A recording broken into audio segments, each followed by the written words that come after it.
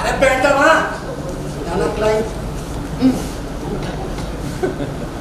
नमस्कार साहब। हाँ नमस्ते साहब मैं मुंबई से आया। कितनी दूर से? मैं कलाकार हूँ साहब। यहाँ कौन सा ऑडिशन चल रहा है? नहीं साहब, मेरा तो चेक बाउंस का मामला है। चेक बाउंस का मामला? नया केस है? चेक शूटिंग वालों ने दिया था क्या? वो कैसे पता साहब? अक्सर उन्हीं के चेक बाउंस हो जाते हैं। तो मामला बताओ साहब। 5 साल पहले मैंने पार्टी में केस किया था। 5 साल पहले?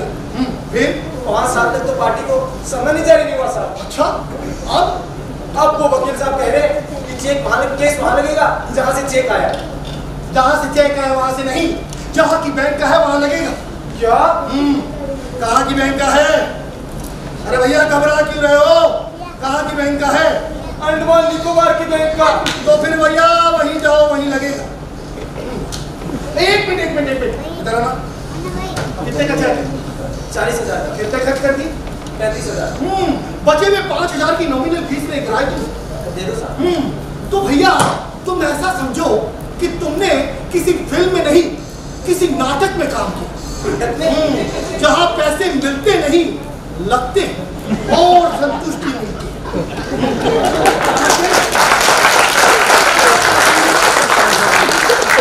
मैंने किसी फिल्म में नहीं, किसी नाटक में काम किया। पैसे मिले नहीं तो लगे। तो मिला क्या? संतुष्टि। हाँ मिली। हाँ मिली। तो फिर भैया पूरी संतुष्टि के साथ जाओ। चेक बाउंस के मामले में तो रूलिंग चेंज हो चुकी है। कब बोले थे? पता है क्या? अरे बैठे यार। वो मेरे केस का क्या हुआ? अच्छा देखो मैंने तुम्हारी रिट तैयार कर दी है, तुम इस पर अपने साइन कर दो और बाहर फीस के 20,000 रुपए जमा करवा दो। 20,000? वो तो पहले जमा करवा दो। अरे वो मेरी कंसल्टेंसी फीस थी। कंसल्टेंसी? वो क्या अभी है? वो इस बात की कि मैं तुम्हारा केस लड़ूंगा या नहीं। और ये इस बात की कि मैं तुम्हारा केस लड़ूंगा। मैंने लीजिए, मैं अपना केस खुद ही लड़ दूंगा। अच्छा खुद लड़ोगे? हाँ। पिताजी यही चले गए? कहाँ लेके गए? हरिद्वार। कौन लेके गया? मैं। पिंडदान किसने करवाया? पंडित ने। पैसे देके के करवाया फोकट में? पैसे लगते ही हैं। अच्छा तो तुमने पैसे दिए? दिए।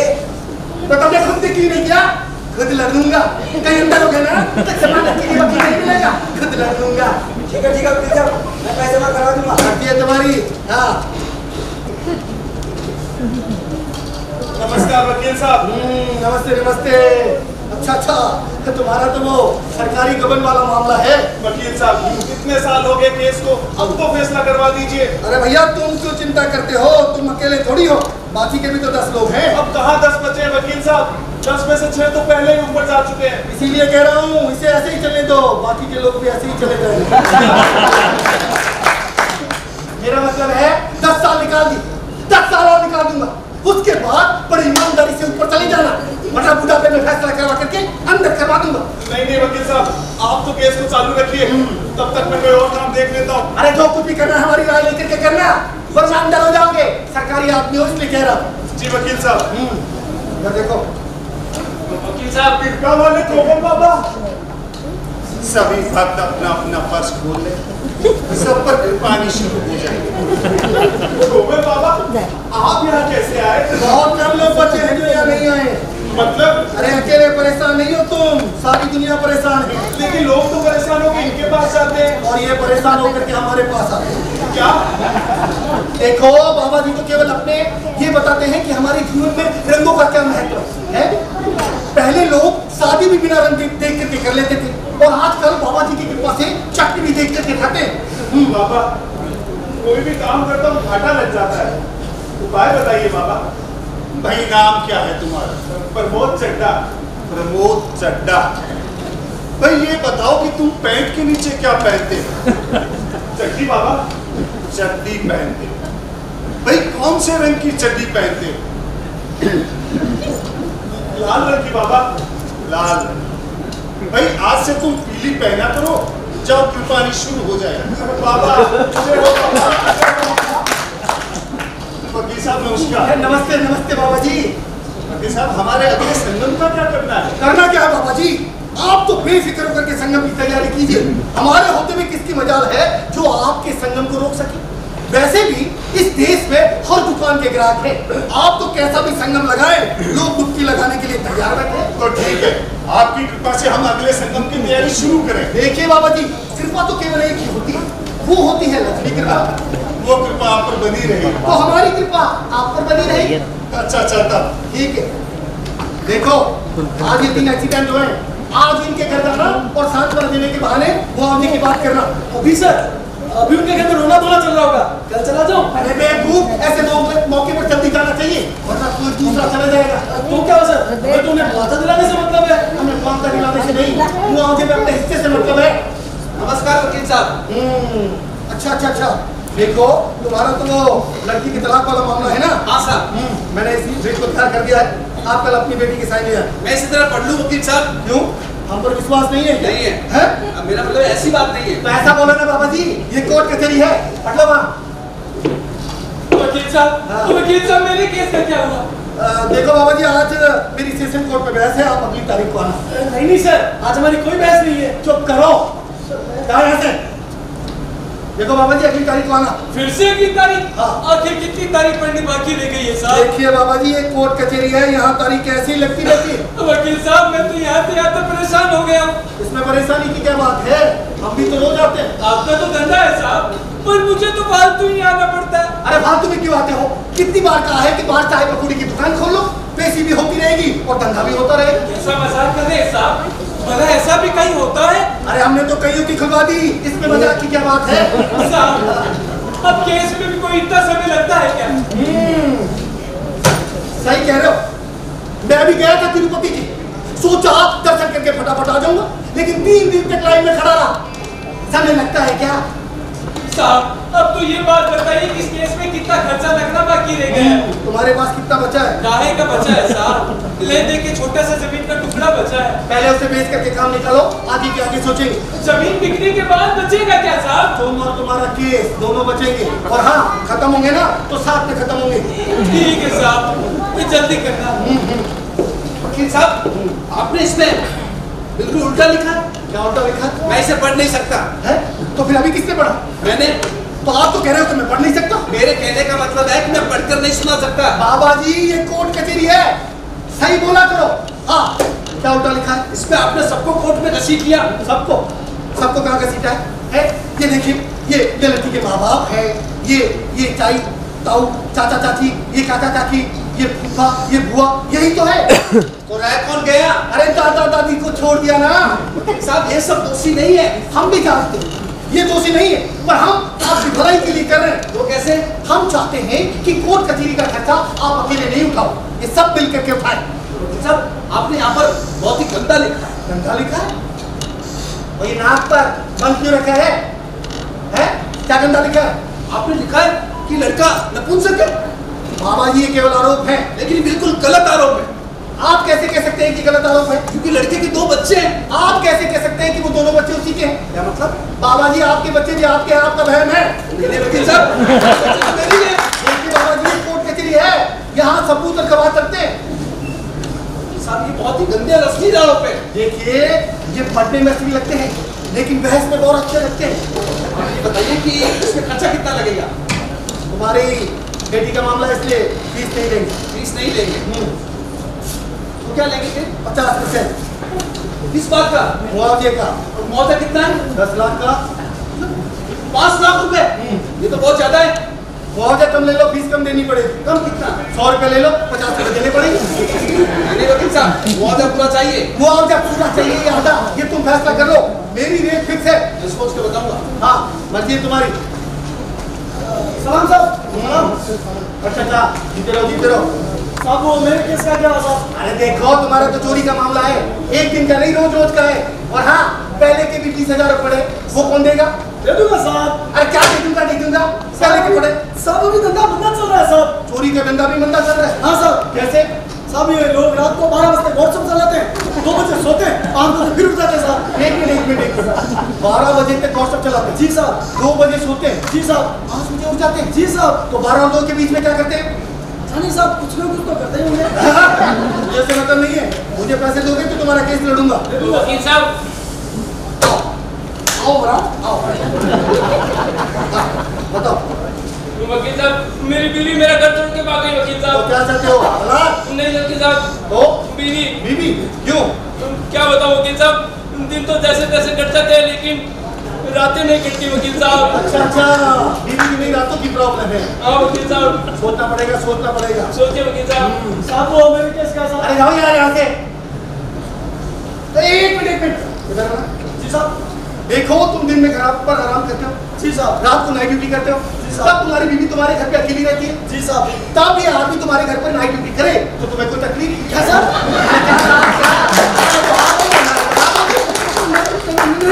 की तरह ना ना ना हाँ तो आप हो आना। देखिए आप वो रिश्ते इसे कोई तकलीफ नहीं है, आप रात को नाइट ड्यूटी कर सकते हैं। आपने तो हाँ करवा ली वकील साहब। नहीं भाई करवानी थी। हाँ करवा दी ना। थैंक यू वकील साहब। थैंक यू किस बात का? पैसे लगते हैं। पैसे किस बात के? व्यवस्था के। हाँ दे दूंगा वकील साहब। ठीक है बात कर लो।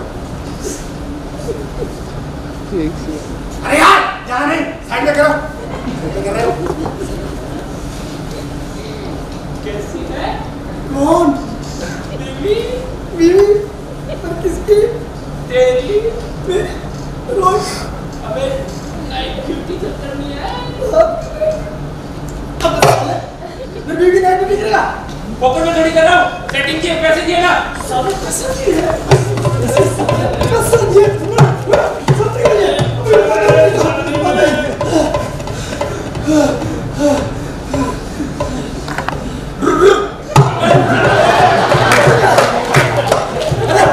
छोड़ो, क्यों झगड़ा कर रहे हो?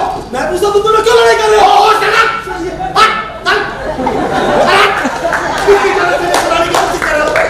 तुम मंत्री हो, कलेक्टर हो, एसपी हो, कौन हो तुम? कौन हो तुम? ये करेंगे वकाला, खुद से होती नहीं दूसरों को करने देते थे। अरे वो आदमी शांति से लड़ रहे हैं, उन्हें लड़ने भी नहीं देते।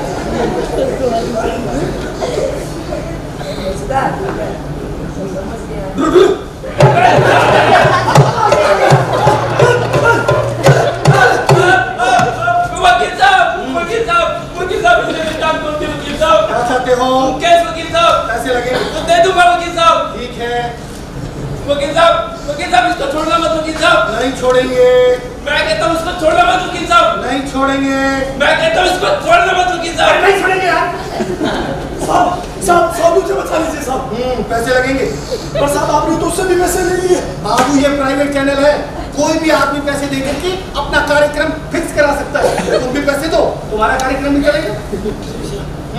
और हाँ कम पिया कर। तो खत्म हो तुम। अरे तुम नहीं, मेरा धंधा खत्म हो जाएगा। जाओ यहाँ से।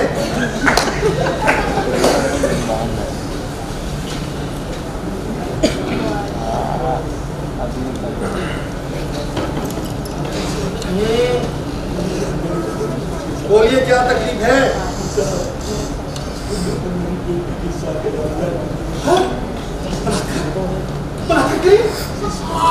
खड़े क्यों सर? बैठिए सर, बैठिए सर, बैठिए सर। एक मिनट सर, एक मिनट सर, एक मिनट सर, एक मिनट सर। आप पूरी बात बताइए सर, मुझे पूरी बात बताइए सर। हाँ सर, एक मिनट। हाँ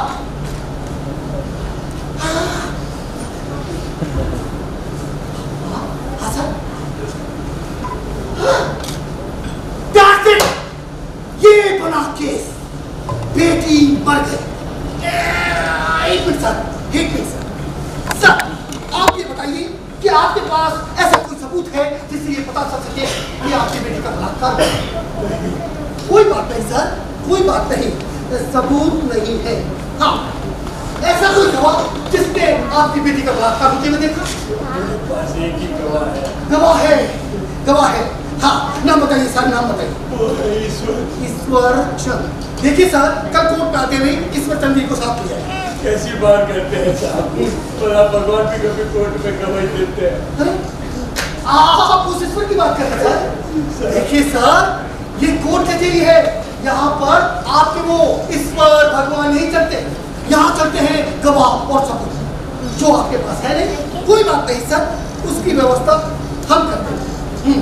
देखिए सर, देखिए आपके कुल मिलाकर के बनते हैं 3 केस। पहला, उन गुंडों के खिलाफ जिन्होंने अपनी बेटी के साथ में बलात्कार किया। दूसरा उस डॉक्टर के खिलाफ जिसने आपकी बेटी का इलाज नहीं किया।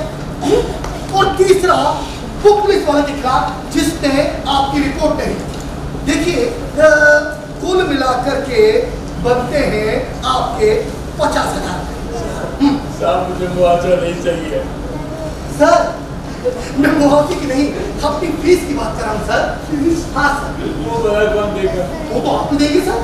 कैसी बात करते हैं साहब, एक तो मेरी बेटी के साथ बलात्कार हुआ, ऊपर से मुझे पैसे देने पड़ेंगे। देने पड़ेंगे सर, क्योंकि कानून की व्यवस्था ही कुछ ऐसी है सर। यहाँ जो न्याय है वो अपने आप नहीं मिलता और ना ही मांगने से मिलता। वो तो सिर्फ मिलता है पैसे खर्च करके साहब, पैसे खर्च करके। लेकिन इसका मतलब ये नहीं सर, यहाँ जो न्याय है वो बिकता है, खरीदा जाता है और हम इस खरीद फरोख्त के दलाल हैं। ऐसा नहीं है सर, ये तो सिर्फ व्यवस्था है सर, पैसे तो देने पड़ेंगे। इतने पैसे मैं नहीं दे सकता साहब। अगर पैसे नहीं देंगे तो वो बदमाश आपके आंखों के सामने घूमते रहेंगे। हाँ बहुत गरीब आदमी साहब। क्या बोले सर? गरीब हूँ साहब। गरीब आदमी? खड़े हो जाइए। अरे खड़े हो जाइए। गरीब आदमी का कोर्ट कचहरी में क्या काम है? हमने यहाँ कोई सेवा का केंद्र खोल रखा है? गरीब आदमी। नमस्कार वकील साहब। नमस्कार। नमस्ते नमस्ते मेहराजी नमस्ते। कैसे आना हुआ? बस इधर से गुजर रहा था, सोचा आपसे मिलता चलूं। चुनाव की तैयारी कैसे चल रही है? भाई चुनाव का माहौल तो बिल्कुल ही ठंडा चल रहा है। क्यों? अरे भाई आप लोग तो आ ही नहीं रहे। अरे बस थोड़ा कुछ काम था। भाई जल्दी कीजिए, क्योंकि इस बार हमारे पास चुनाव के लिए कोई मुद्दा ही नहीं। अरे मुद्दों का क्या है नेता जी, मुद्दे तो ऐसे आते रहते हैं। मुद्दा निकल आए तो बात बन सकती है वकील साहब। वो तो अरे जाओ यार यहाँ से। हाँ एक मिनट अभी समझिए कि मुद्दा मिल गया। मुद्दा मिल गया? कैसे? मैं बताता हूँ। ये मेरा नहीं आपका क्लाइंट है। मेरा क्लाइंट? मैं कुछ समझा नहीं वकील साहब। मैं समझा।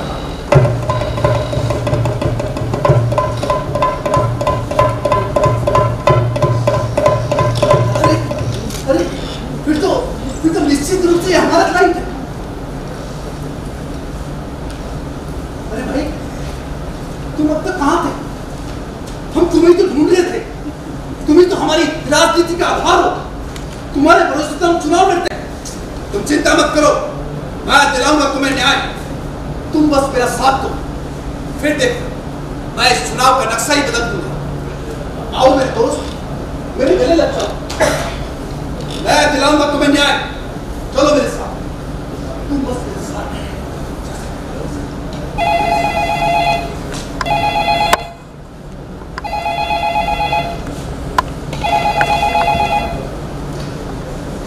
क्या अपराधियों को सजा हो गई? ये कैसे हो सकता है? हाँ वो हमारे धंधे के आदमी है। उनका काम है अपराध करना और हमारा काम है अपराधियों को छुड़ाना। क्या वकील नहीं मिला? और इस देश में हर छोटे से क्राइम के लिए वकील है और उन्हें वकील नहीं मिला। कौन कहता है कि हम देश और समाज के सबसे बड़े दुश्मन हैं? ये कोट हमारी क्लाइंट की सेवा के लिए पहना है। हाँ कानून की छलनी के हर एक छेद से अपराधी निकलना चाहिए। कम से कम 100 अपराधियों को निकालना है, क्योंकि हमें एक निर्दोष को बचाना है। और अगर तुम ऐसा नहीं कर सकते तो उतार के बैठ ये कौन? बैठ दो।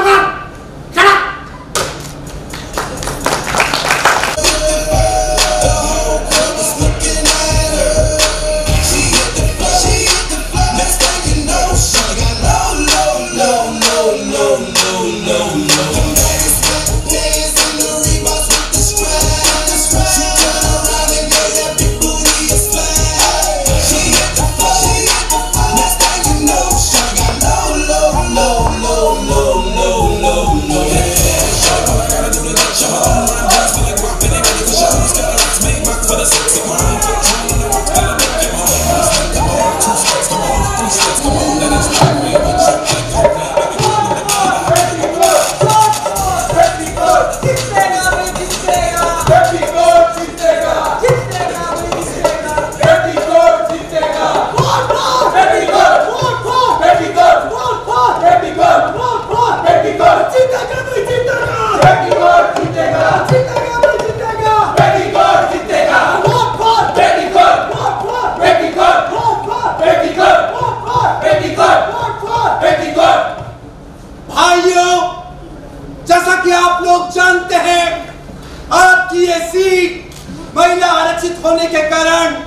विरोधी पार्टी की जूली जी के सामने आपके इस तोता राम की मैना देवी चुनाव मैदान में खड़ी हुई है।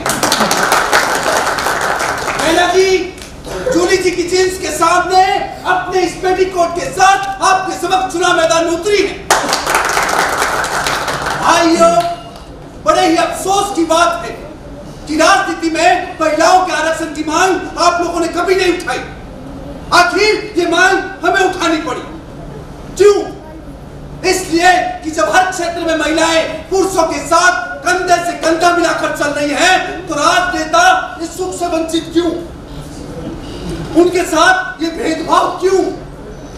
जबकि सब लोग जानते हैं कि एक नेता को ही महिला की सबसे ज्यादा आवश्यकता होती है। बिना महिला के एक नेता अपने आप को अकेला सा महसूस करता है, सूखा सा महसूस करता है, रसहीनता का अनुभव करता है। लेकिन भाइयों, राजनीति में महिलाओं के आरक्षण का मतलब यह नहीं है कि आप पढ़ी लिखी और योग्य महिलाओं को आरक्षण दें। आरक्षण का मूल भाव है कमजोर को आरक्षण, अयोग्य को नहीं। और जैसा कि आप लोग जानते हैं कि जूली जी एक पढ़ी लिखी और वाचाल महिला है, जींस पहनने वाली एक आधुनिक महिला है जो कि राजनीति के वातावरण को दूषित कर सकती है। जबकि ये मैना देवी एक अनपढ़, खामोश और चुप रहने वाली महिला है, भारतीय संस्कृति की महिला है, पैर की बजाय पेटीकोट धारण करने वाली महिला है। Vote for petticoat, vote for petticoat. कमजोर नहीं, ये कोट धारनी नारी है, सत्ता को जनने वाली मैना ही सब पे भारी है। भाइयों, ये मैना देवी जो कल तक मेरी सेवा करती थी, आज आप सबकी सेवा करना चाहती है। जो कल तक मुझे खुश रखती थी, आज आप सबको खुश करना चाहती है। जो कल तक केवल मेरी थी, आज आप सबकी है। भाइयों, ये मैना देवी महज मैना देवी नहीं है, बल्कि इस देश की महान लोकतांत्रिक व्यवस्था का प्रतीक है। तो दूसरी ओर हमारे युवाओं को राजनीति में प्रेरित करने का एक प्रयास है।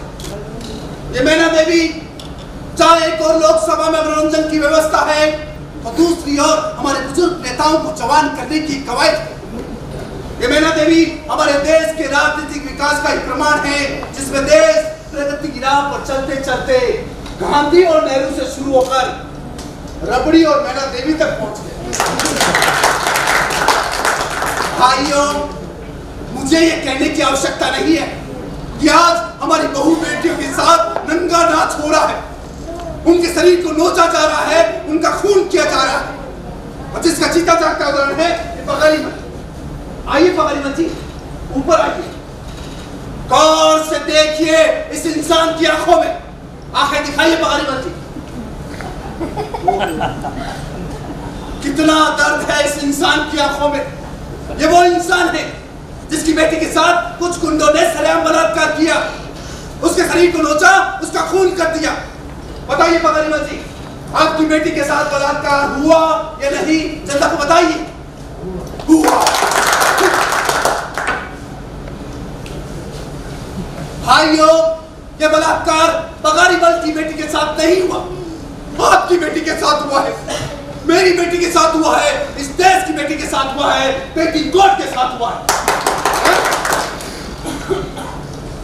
भाइयों, पगारीमल की बेटी के साथ बलात्कार एक बार नहीं बल्कि 4 बार हुआ। पहले उन गुंडों ने किया, फिर डॉक्टर, फिर पुलिस ने, फिर वकील ने, और अब इसकी इज्जत आप लोगों के हाथ में है। आप चाहे तो इसे बचा सकते हैं और आप चाहे तो इसे लूट सकते हैं। तुम लोग थोड़ा ठहर नहीं सकते? पैसों के बल पर चुनाव लड़ने वालों, मैं तुम लोगों से क्या कहना चाहता हूं कि तुम्हारे नोट इस पेटीकोट को खरीद नहीं सकते, सामने खड़े तो मगर टिक नहीं सकते। आयो रे, आयो रे, ओ पेटीकोट आयो रे, आयो रे, आयो रे, ओ पेटीकोट आयो रे, पेटीकोट रे, पेटीकोट रे, आयो रे, आयो रे, ओ पेटीकोट आयो रे, आयो रे, आयो रे, ओ पेटीकोट आयो रे। भाइयों, ये पेटीकोट मैना जी का पेटीकोट पेटीकोट कोई बीकानेर का कोर्ट गेट नहीं है जहाँ ट्रैफिक का कोई सिस्टम नहीं। और अगर आप इस देश के सिस्टम को बदलना चाहते हैं, नारी जाति की रक्षा करना चाहते हैं, तो सबसे पहले पेटीकोट पर मोहर लगाइए और उसे दिल्ली पहुंचाइए। और फिर देखिए किस तरह ये दिल्ली शहर में घूम घूम कर अपनी धूम मचाता है।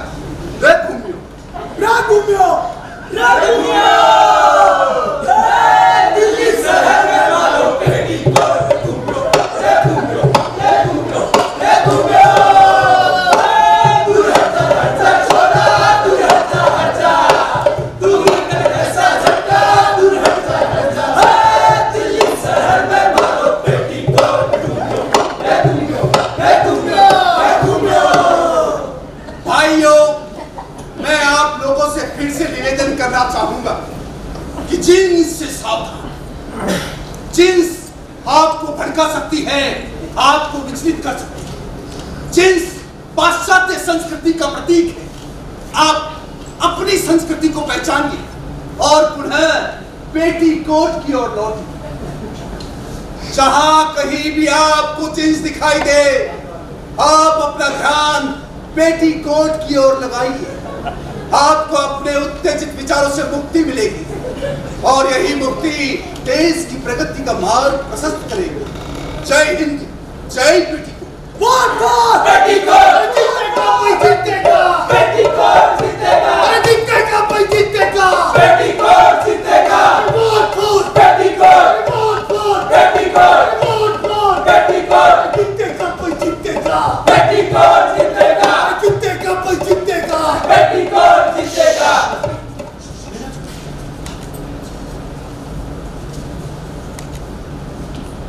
आप सभी हमारे को वोट दो। मैं आप सभी की बातों को सांसद तक पहुंचाऊंगा। पेटीकोट, पेटीकोट, पेटीकोट, जीतेगा कोई जीतेगा। पेटीकोट जीतेगा, जीतेगा कोई जीतेगा। पेटीकोट जीतेगा, जीतेगा कोई जीतेगा। पेटीकोट जीतेगा।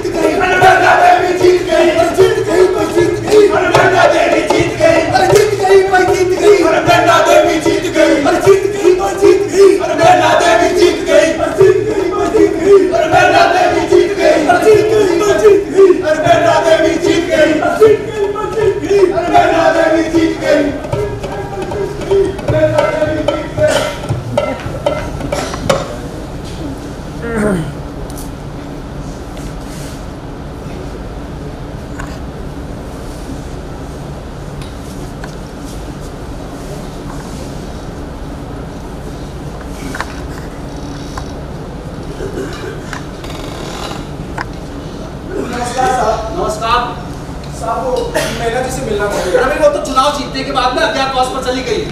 पर मुझे तो उनसे मिलना था साहब। अरे बाबा, अपनी उम्र का तो ख्याल करो। क्या करोगे इस उम्र बैनर्जी से मिलके? साहब वो आपने कहा था चुनाव से पहले। अरे भाई, चुनाव से पहले की बात और थी, अब बात और है।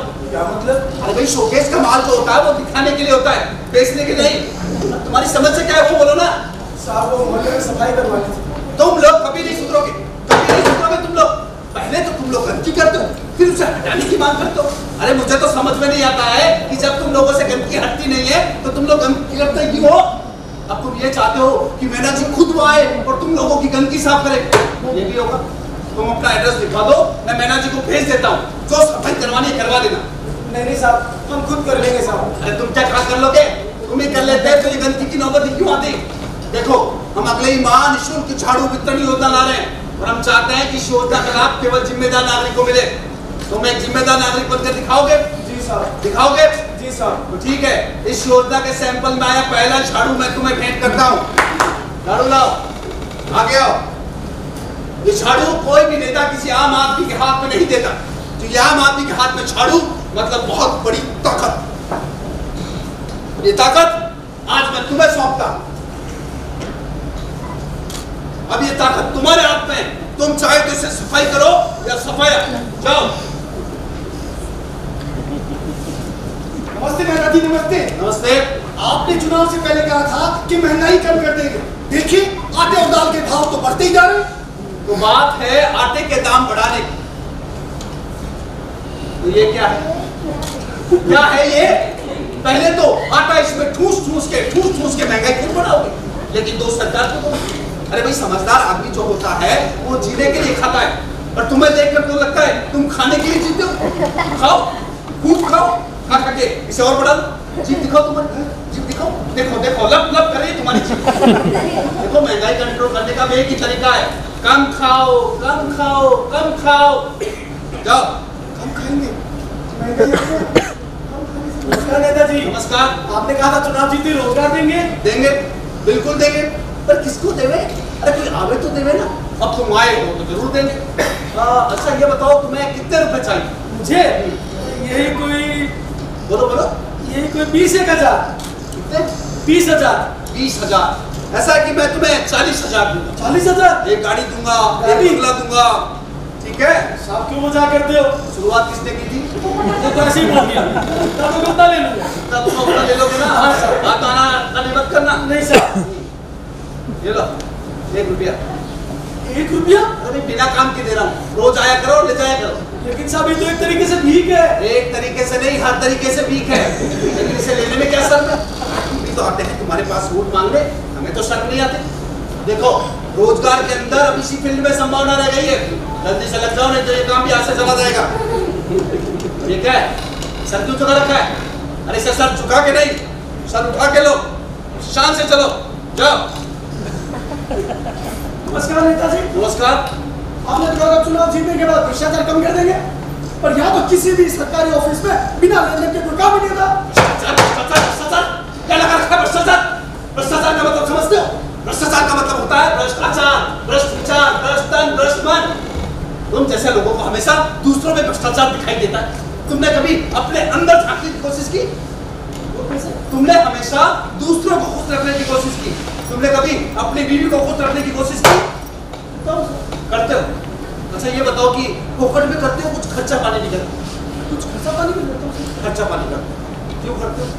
तुम अपनी बीवी को खुश रखने के लिए खर्चा पानी क्यों करते हो? बोलो, जवाब दो। तुम नहीं बता सकते तो मैं बताऊं।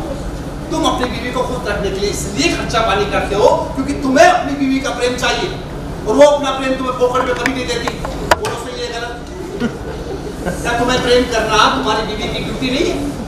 उसका फर्ज नहीं है?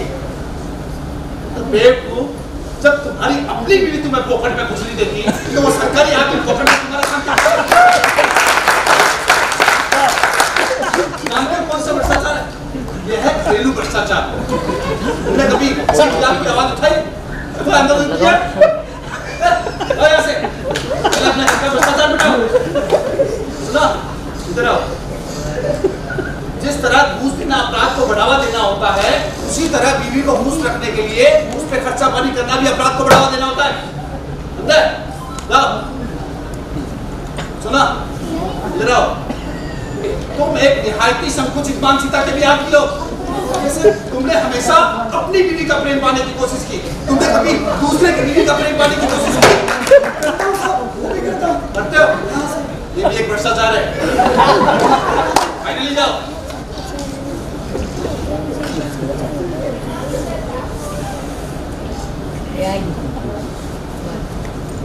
अरे तुम्हें कहीं देखा सा लग रहा है। हाँ याद आया, अब तुम वही हो ना, तुम्हारी बेटी के साथ बलात्कार हुआ था, फिर वो मर गई थी, तो अब क्यों आए? आपने कहा था कि चुनाव जीतने के बाद में इंसाफ होगा। देखो तुम समझे नहीं, मैना देवी जो है वो चुनाव जीतने के बाद में नेता बनी है, जज नहीं बनी। हाँ अगर जज बनती तो मैं जरूर सजा दिलवा देता। तुम एक काम करो, यहाँ से सीधे कोर्ट जाओ। देखो मुझे इस देश की न्यायपालिका पर पूरा भरोसा, वहां तुम्हें न्याय जरूर मिलेगा, है ना?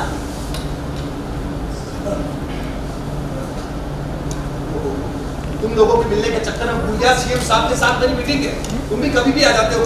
चलो भाई चलो चलो, जाओ जाओ। रुको यहाँ पे, खड़ा यहाँ पे। क्या निकल यहाँ से।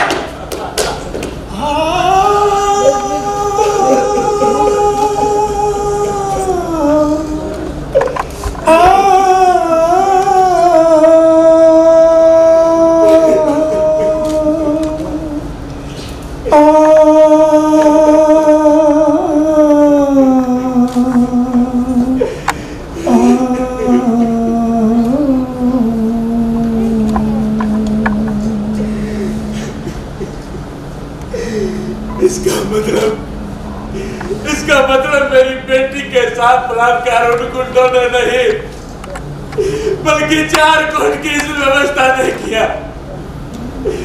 मेरी बेटी की हत्या उन बदमाशों ने नहीं बल्कि देश की इस व्यवस्था ने की है।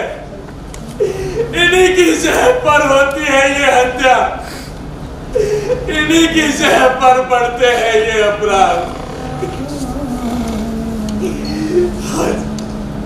आज मेरी बेटी के साथ हुआ तो आप खामोश हैं, लेकिन कल जब आपकी बेटी के साथ होगा तब भी आप ऐसे ही खामोश रहेंगे। और कोई गुंडा चाकू की नोक पर आपकी बेटी को उठा ले जाएगा और आप कुछ नहीं कर पाओगे।